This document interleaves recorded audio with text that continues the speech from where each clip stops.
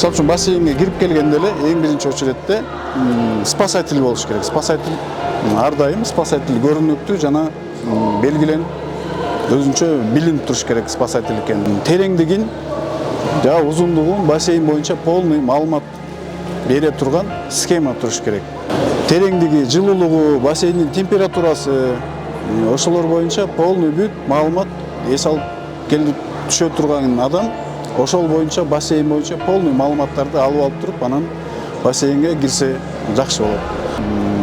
Спирт ичимдигин ичкен болот, же болбосо тамак ошо бассейндин алдында аябай көп тамак ичип алып келген моменттерде, же болбосо өзүн жаман сезип турган убактарда, кээ бирөө жанагындай састымолоп, сыркоолоп турган убактарда дагы бассейнге колдон келсе түшпөй эле койгонго биз чакырабыз.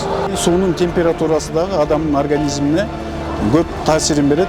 Ошондой ысык, дене табы ысык болуп турган моментте муздак сууга секиргенде, мисалы үчүн муздак температурада адамдын кан тамырлары ичкерет дагы кан коюлайт.